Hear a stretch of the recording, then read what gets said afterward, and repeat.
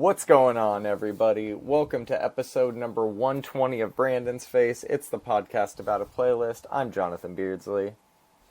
And I am Brandon May. Thank you for tuning in. We hope you're all doing well. If this is your first time tuning in, what we do here is very simple. We just talk about music, and we have a lot of new music this week to talk about. So let's dive right in, man. Starting with a new one from Deadmau5, which is not something we say very often on the podcast. This one's called Quetzalcoatl. At least I think that's how it's pronounced. I'm pretty sure this is going to be on his upcoming EP titled Some EP that is scheduled to drop July 19th. What did you think about this one? A new solo Deadmau5 track, bro? Yeah. Believe it or not. That's exactly what we needed. It's exactly what we needed, man. And it's he classic. has confirmed.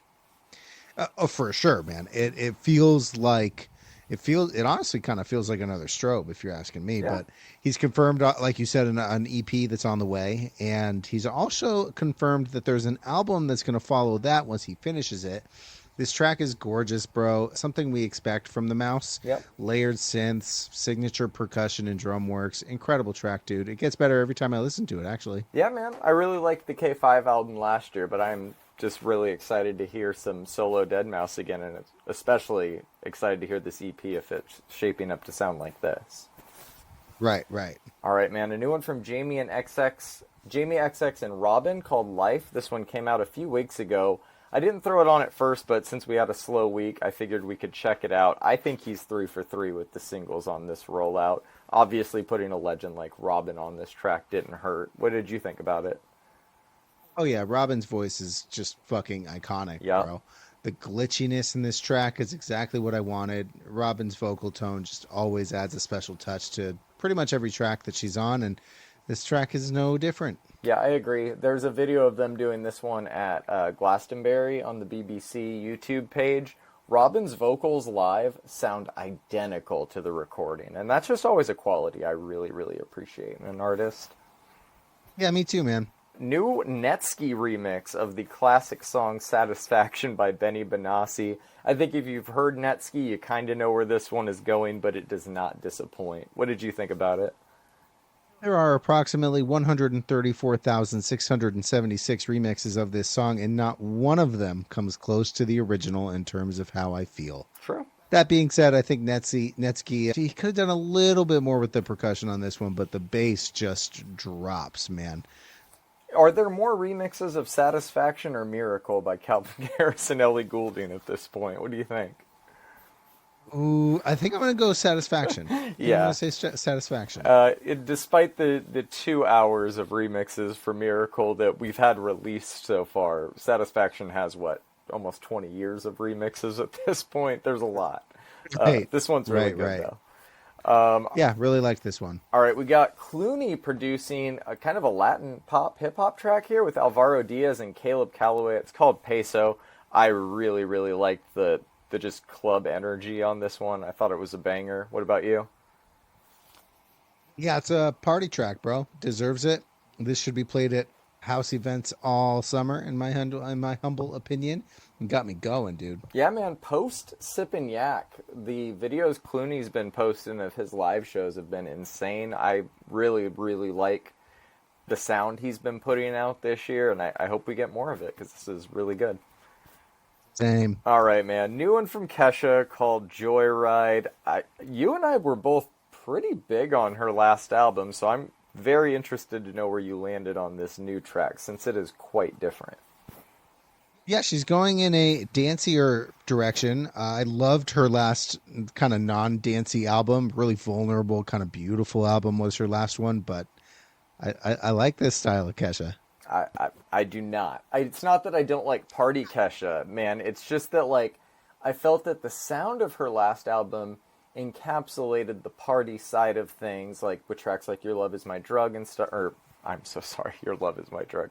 That is the exact type of track I am not talking about. With Love Can Save Us Now is the one I'm thinking of. I felt like she found a mature way to approach that type of music, and this just feels like 2 steps back. It's not bad for what it is, but it just feels like a retread when I feel like she was at a better place than this musically before. Also, just aesthetically, it feels like she's trying a little hard with this one, but is what it is. That's fair.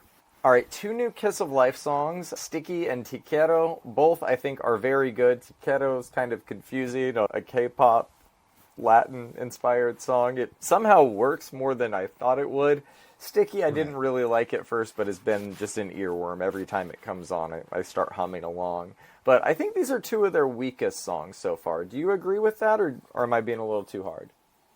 I actually really like Sticky. As of this writing, Sticky already has over 6.1 million listens on Yeah. Spotify. That is a gigantic amount of streams for a track that really just kind of released, but it's actually still only 10% of the Midas Touch track they dropped earlier this year. Good for these girls, man. They're killing it. I think Tequieto could be not really my jam for a K-pop group, but It's weird. Yeah, there's been a few like Latin pop, K-pop crossovers, and while I think that they're good, just I don't know, more or less, I just walk away thinking they're kind of weird. That was the case with that one. Good nonetheless, though. Let's talk about this R&B track from Josh Levi, though. It is something more. This one came out a while back, and I am finally circling back to it because it is just incredible, man. I play this one every single day, and I can't get enough of it. What about you? that's okay. Just kind of feels a little generic to me. No, man, this is the good stuff. This is the energy we need out of the up and coming R&B scene. Trust me. Trust me. Okay, if I'm going to trust anybody, it's going to Thank be you, you. man. All right, new one from AJ Tracy called Bubble Bath. I think we've talked about him, or at least a feature of his, on the podcast before. He's a UK rapper that I'm a big fan of. I really like his flow, his style. I thought this track was also really, really good. What about you? Yeah, this is great. He's got this like super smooth flow that just works so well with this beat. This is a Yeah. great track.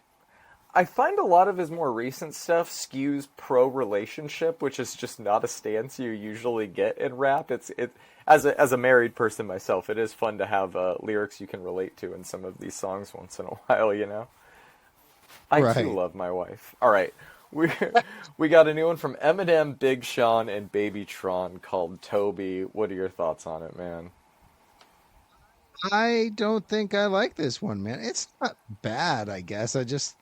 I'm not interested in listening to it. Every time it came on, it was kind of like, You ugh, this you one were again. almost there. It is bad, Brandon. It is bad. Toby Maguire got bit by a spider. Fucking kill me, dude. We'll still check out the album when it drops, but fucking kill me. This song sucks.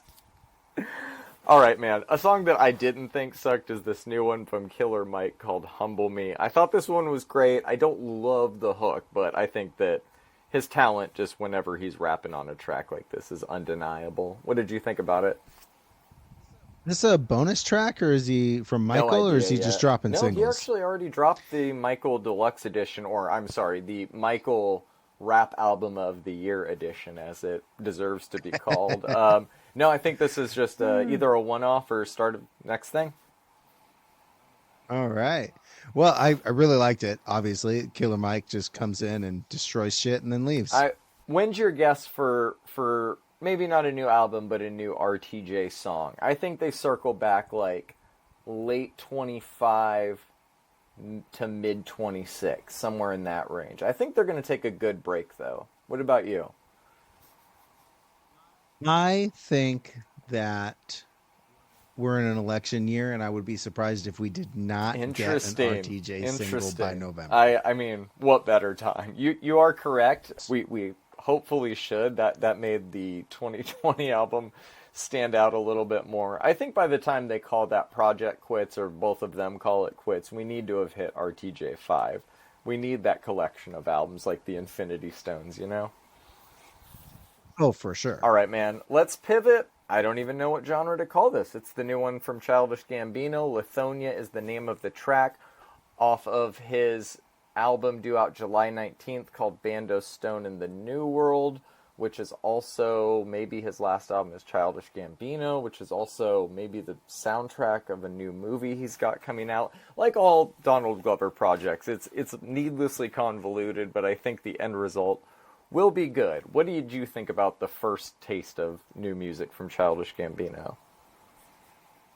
Yeah, I had no idea what to expect, but I think this may have been the last thing that I expected from him. This And we is should say honestly, it's what, like indie rock? Like just closest to indie pop rock? That type of thing? I don't know, man. The riffs are really neat. It's different than indie. It's definitely got a lot of the pop with the layered kind of backing Yeah. vocals that he does for himself here. I think if he had taken those out, I think that this would have been.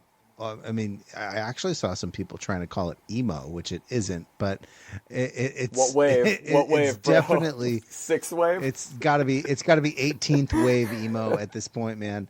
Look, he sounds kind of raw yet well produced. The whole thing I think is mixed really well. I liked this. I'm very very curious to hear what the rest of the album sounds like at this point. It surprised me in a very interesting way. Can I spoil a little bit of it for you? Yes, please. So yeah, he did an event this past weekend where he kind of played some of the new songs off of the album as well as performed a couple of them. He had a few guests come out. I think Fouché, Steve Lacy. There's one other vocalist that I can't remember right now. It is not all this. There's a couple rap songs he did, which was interesting to hear, like a solo Gambino rap song. We've heard him dabble in it again with features over the past few years, but I think this album is going to be like a little bit of everything he's done over the past 10 plus years in his career. I wouldn't expect anything less, too, if this really is the last album he's going to be putting out under this name. Yeah, kind of like a megalithic look at his career. Yeah. I mean, I think that at least, but maybe it's also trying some new stuff. I think he's not a person that likes to rest on his laurels. I think every time he has success with something is when he tends to leave it and try something new. I think this will be an interesting thing for him to try and...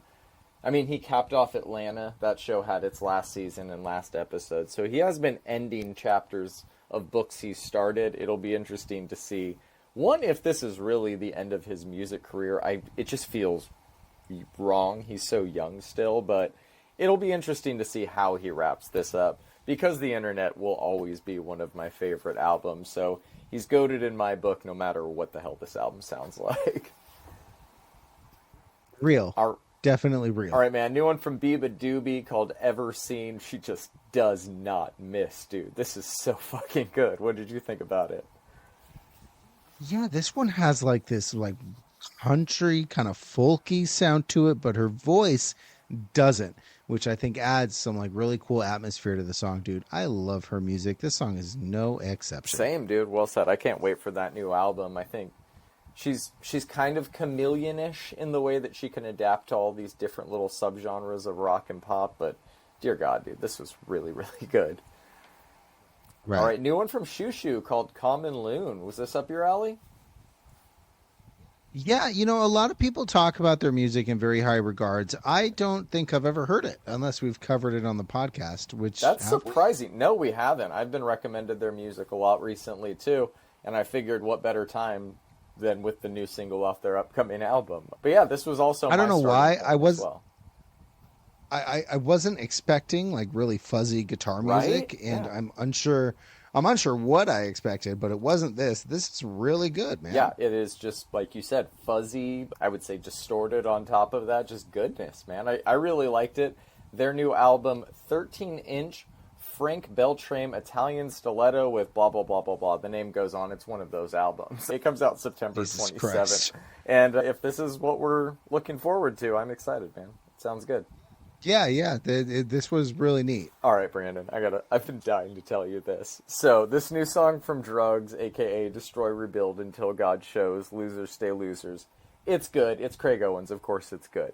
But guess what? Right, obviously. Guess what? What? They announced a new album. Oh my gosh. No. Guess what? Guess what it's called?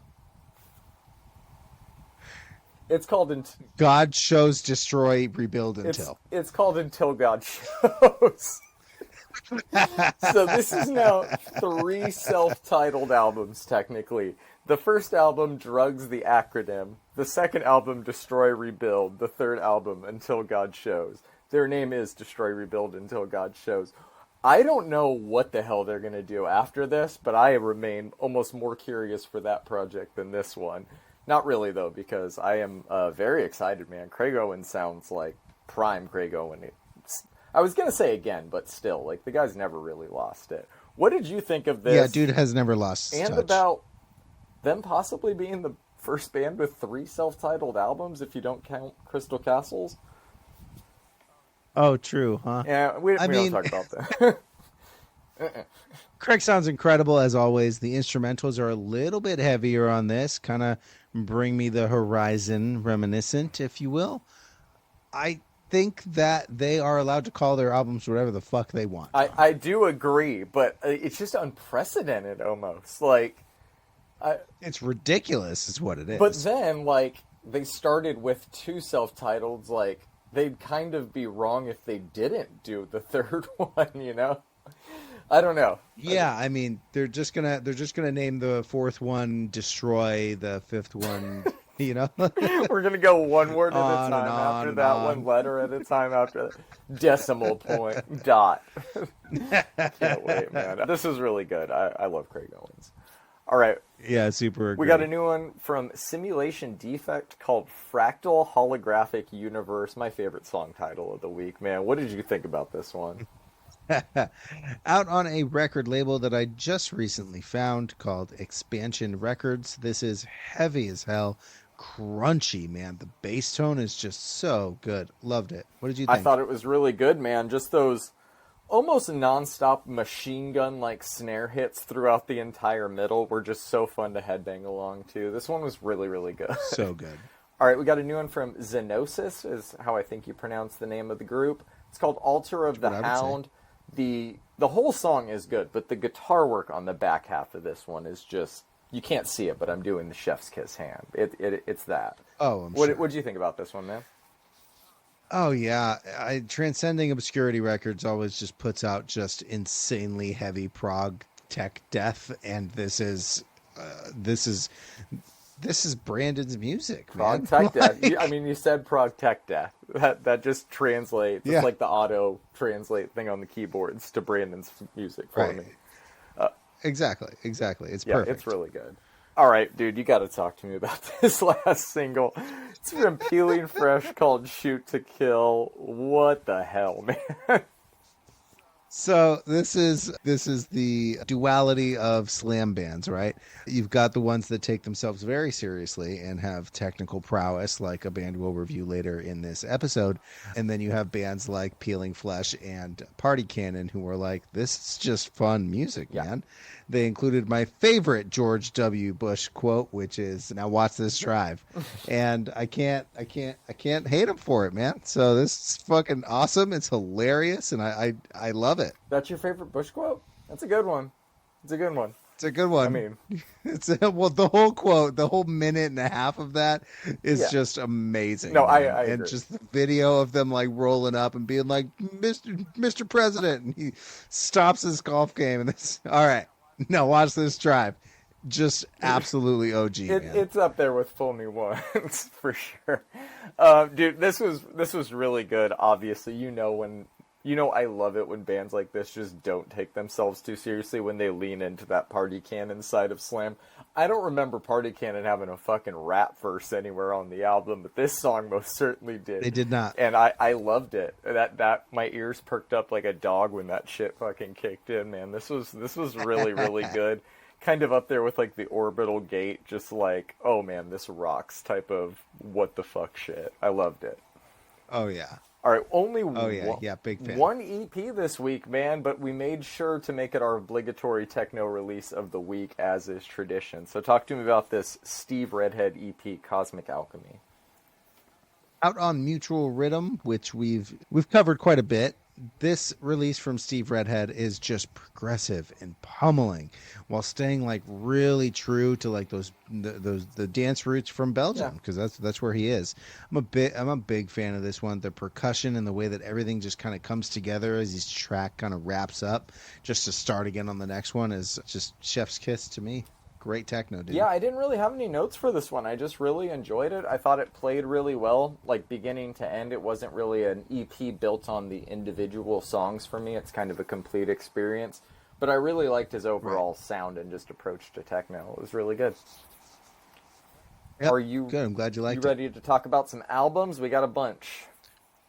We got a bunch of them this week. I actually thought it was going to be a slow week, but it was not. I let you go a little crazy with the metal this week, but we'll get into it. All right, man. So I'm going to let you go first on this new Kasabian album, Happenings, because I think overall you really enjoyed their last album. You just had an issue with one song on it.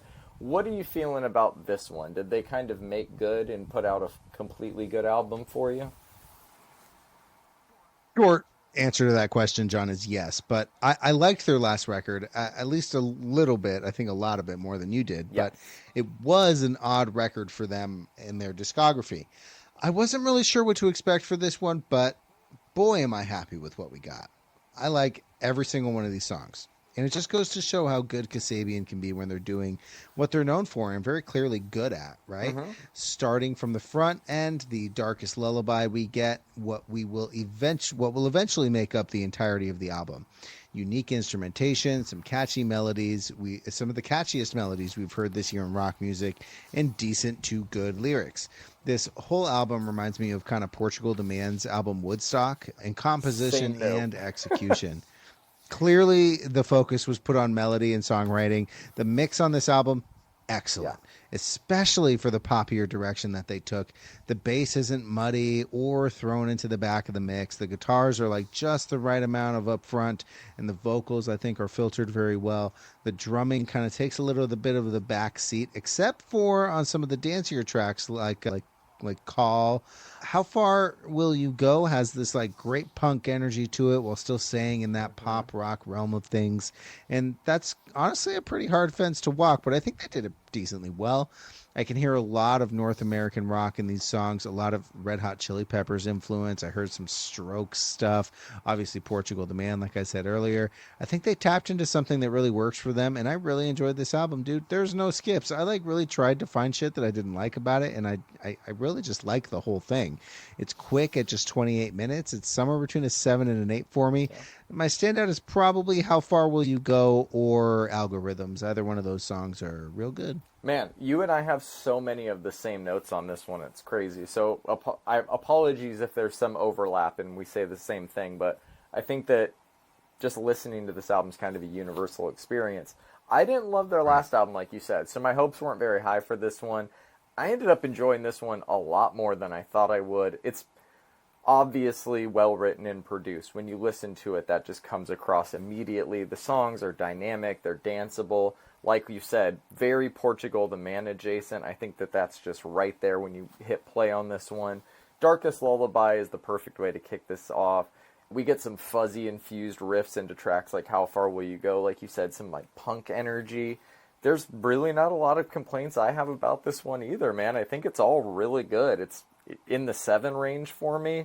My standout is Italian Horror, though. That one is the one I keep coming back to. But yeah, man, I think they redeemed themselves. I haven't gone back to their last album, but this is much more of an enjoyable experience so far, for sure. Hey, that's awesome. I'm glad you enjoyed this one. Me too, because I was like watching Glastonbury stuff, and like there's videos being uploaded of them, and I'm like, why don't I get it? You know? I'm glad I kind of get it now. Because, well, it's their last album, and I think I said it in my review on the last album, was that it wasn't a typical album of theirs. I liked that they kind of strayed from their own beaten trail, but this sees them kind of keep the wheel straight, you know? Yeah, I like this. So if this is that, then I'm on board for sure. All right, man, we got a Fabric mix from the Streets. I don't really know much about this artist. I've heard of them, but this is my first time really listening. I just saw the Fabric Presents. We had a slow week. I hit add. We've reviewed a few mixes this year, and I just really like working these into the playlist when we can, especially when they're quality like this one. I like his song selection. I like the overall vibe he's going for with this one. It's a fun fusion of house and pop with a little grime worked in. No score on it since it's a mix, but I think my standout is just the transitions in general on this one. They are so fucking smooth. The Danger into Nice and Close is beautiful. Love the Flowdan track, the Hamdi stuff. I thought this was really good. The Sandman worked in there. Oh, yeah. Really, really fun. Mr. Sandman. And all the tracks are about a minute and a half each. I think he gives them time to breathe, but not too much. Thumbs up from me. What about you? Yeah, Fabric Presents, man. Good stuff on this one. Probably won't be assigning a score to it, like you said, but I enjoyed most, if not all, of this. I'm normally not, as we've talked about a couple of times, a fan of the whole rapping over house music stuff, but I think the Streets really melded these two things Yeah. well on most of the tracks that it does that on. Mm-hmm. There is like a really unique blend of UK house. There's some garage, some D&B, some old school UK dubstep. I'm like just like a handful of moments. This must have been a really fun party to be at. All the mixing from a technical standpoint is solid. Yeah. Like you said, the transitions are incredible.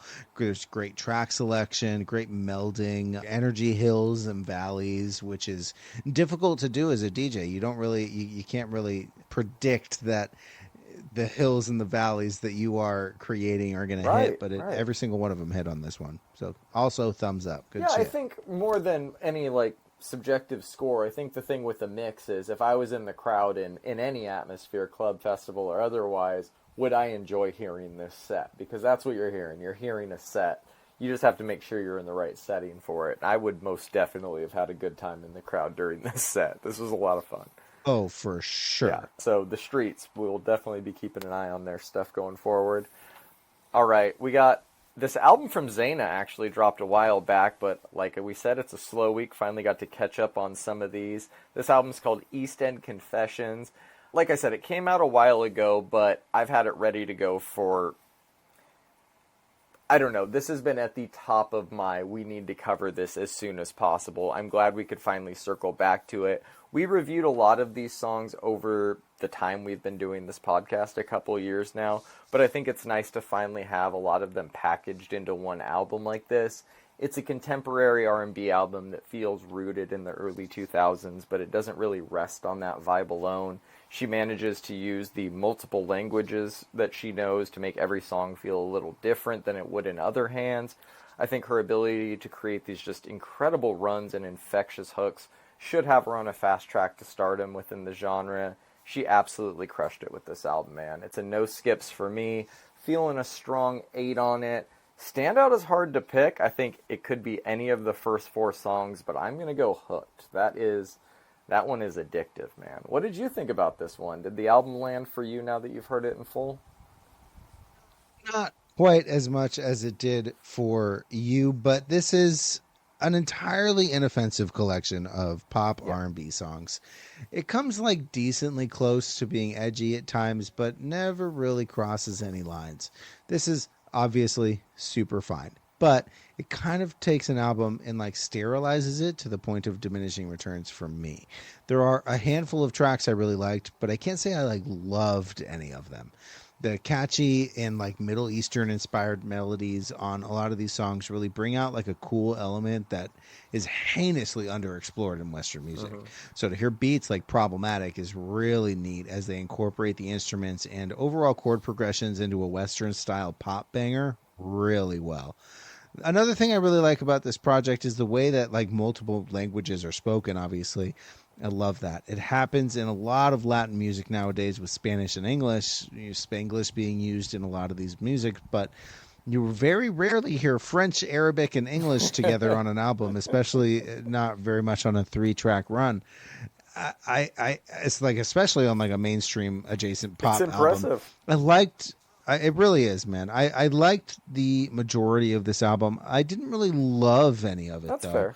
Every time the album ended, I had some trouble, like, really retaining any of it. It is, though, catchy as hell, produced really well, obviously, with a bunch of elements that I did enjoy.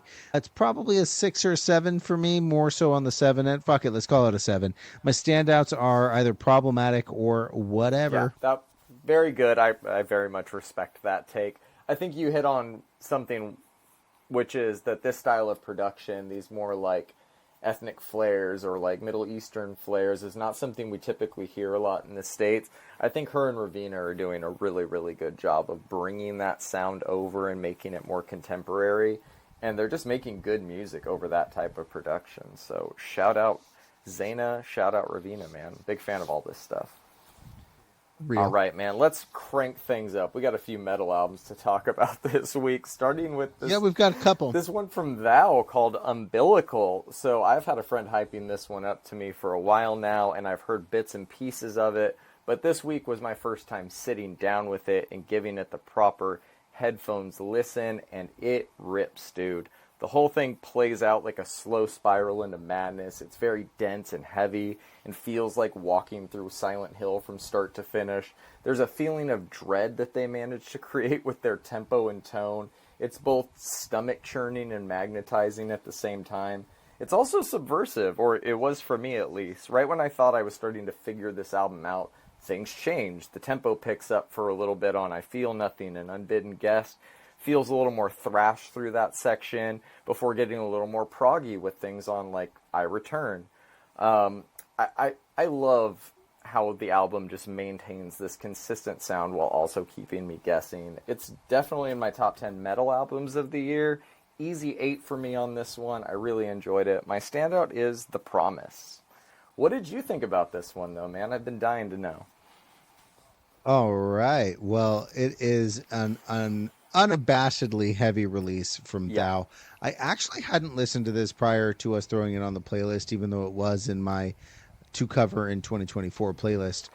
Some doomy riffs, some dreamy moments, and it is just filled to the top with shrieks and screams that cut right to my bone. It's primitive, it's unrelenting, it's exactly how I like my metal.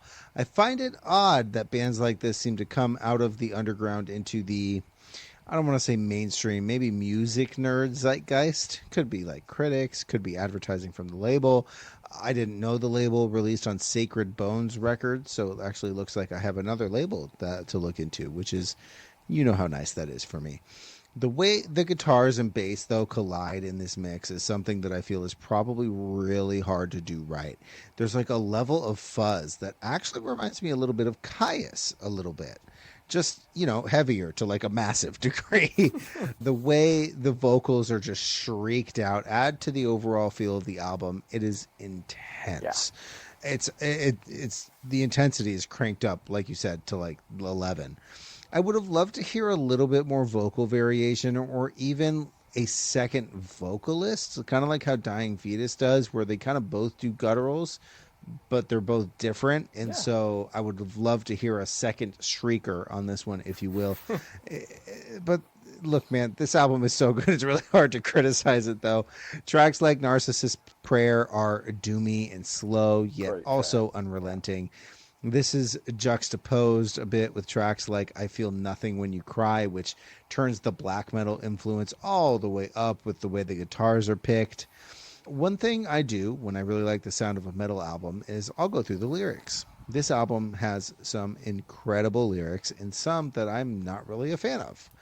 Unbidden Guests is a great example of fantastic lyricism, while the song I Feel Nothing When You Cry, the title track and the way the song sounds elicits like actual visceral emotions from me, and the lyrics are not where I think, I don't know, maybe they should have been. I don't know. Yeah, it talks about being impervious and walking through a garden, and I'm sure the garden is like a metaphor, but simultaneously I feel like that track could have been a little bit more about interpersonal relationships and how there are potential like sociopathic elements to not feeling anything when somebody else cries, etc., etc. This album, though, was welcome this week, and I'm glad we made time for it. It's a banger of an intense and extreme metal album, of which there really actually has not been a lack of this year. Like you said, it's an 8 for me. My standout is I Return as Chained and Bound to You. That song is fucking awesome. Yeah, that one is great. That's an interesting read on the lyrics. I did not have a lot of time to dig into the lyrics of every song on this album, but it does warrant a read through, so I'll do that on my next listen through for sure. Yep. All right, man. Talk to me about this new Wormed album, Omegon? Is that how you would pronounce it? Yeah, Omegon? Yes. Omegon. Talk to me about this one. Yeah, I don't know. Whatever. This band is so fucking unhinged, John. I love it. I don't really have much of a review for it, believe it or not. It's pretty straightforward. It's brutal death metal. It's heavy as fuck. Pig squeals, technical guitar and drum work, incredible snare tuning on the drums. The varying vocals on all these tracks, kind of like as the squealing just is like a natural phenomenon as it takes over from the guttural vocals, is really a thing of beauty. The breakdowns are heavy. They're not really like slam or deathcore breakdowns, which I love. And I'm just generally a really big fan of this one. It's a 7 to 8. Etheric transdimensionalization is my standout on this one. Did you like this one? I had some trouble getting into this album, but I think the more I listened to it, the more I ended up liking it. The drums here are the clear standout for me. They absolutely rip. I thought the vocals were really good. The music was dynamic enough. All the pieces are there. I think I just need to dive into some more sci-fi death metal so I'm more familiar with the scale and scope of these albums. I did enjoy it, though. I'd probably put it at a 6 for now. My standout was Pareidolia Robotica, though. That one was my jam. All the song titles on this one are great. As a fan of sci-fi themed brutal death metal, they all sound like this. Well, all right. I will take that note. All right, man. New album from Blind Girls and Exit Exists. Some Australian screamo is exactly what I needed this week, man. I've never heard of this band before, unless we've covered them on the podcast, in which case I don't remember.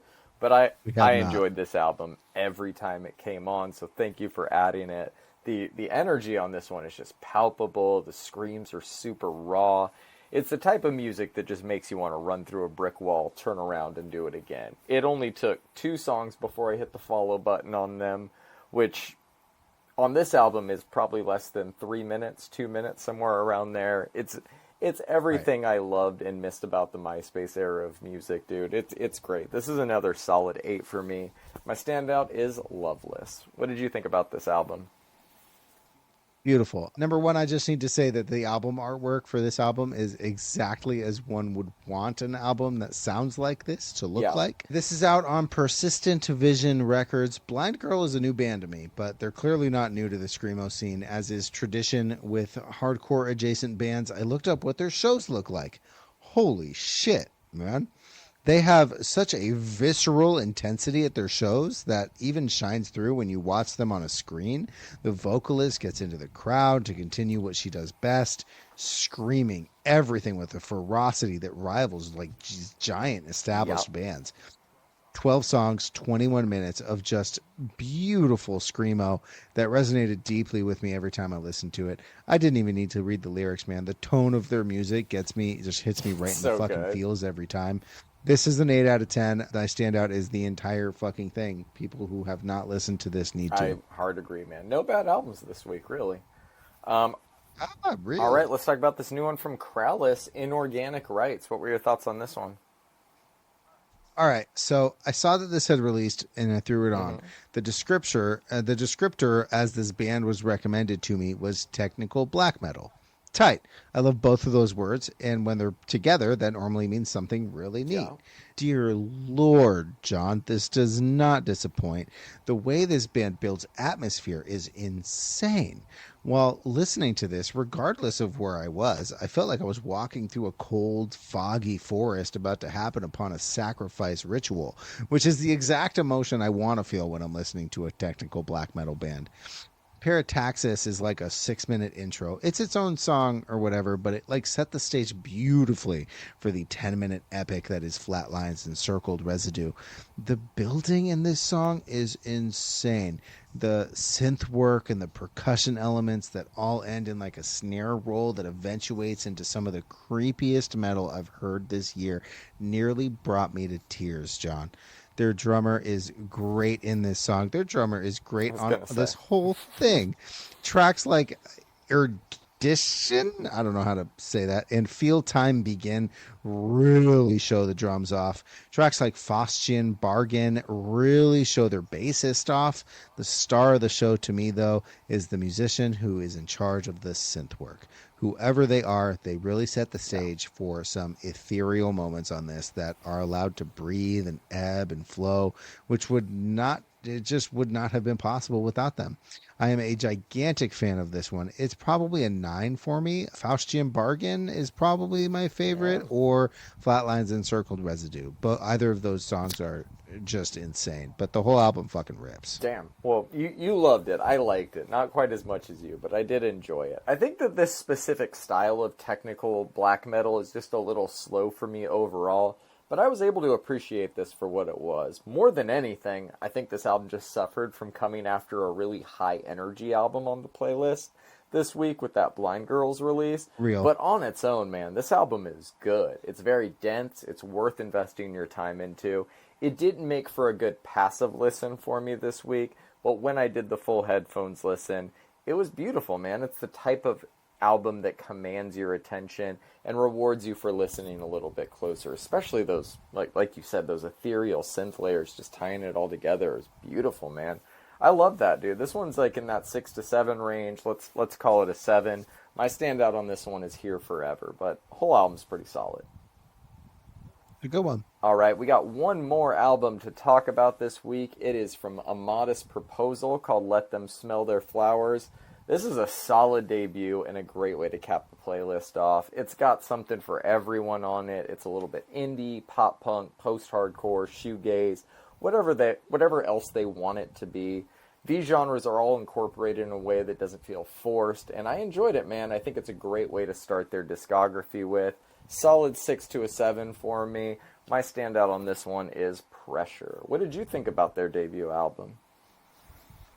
Right, so we covered a bunch of this album as singles as they were dropping, and I didn't actually know we were getting an album, as they hadn't put any indication of that on Bandcamp. Not on the gram. I don't know if you saw it or not, but whatever. I'm super glad we got it, as the rest of the album is just as good as all the singles they dropped for it. Tangerine Dreams kind of exemplifies what I love so much about this band. It is pure post-hardcore with just a touch of gaze elements and like fuzziness that reminds me of some of my favorite 90s bands like Quicksand and Failure. The riffs are all catchy, they all sound full, while also sounding like they were recorded in the early 2000s. Dude, the vocalist sounds great. He can really sing. I actually feel like he was like holding back in certain small moments on this, but I think he can really get it when he does.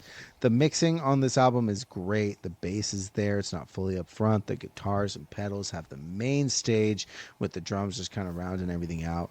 The riffs are just so great, man. The tracks like Pressure are the reason I love this so much. Pressure's also my standout. Yeah. It's a solid 7 for me. Solid 7. I really like it. It's a really good album, man. I think it's definitely a very impressive debut, nonetheless. Yeah, most definitely. All right, that does it for us this week, but we'll be back again next week breaking down new albums from Brandon's favorite artist, Eminem, as well as new albums from Clairo, John Summit, Remy Wolf, Salute. It should be a really fun episode. Make sure that you're following along with the playlist that the podcast is based on. You can find the link to that in the show notes. It's updated every Friday night. Make sure to also find us on social media. You can find us on Instagram and Reddit. Just search Brandon's Face Pod. We will see y'all next week. Peace. Peace.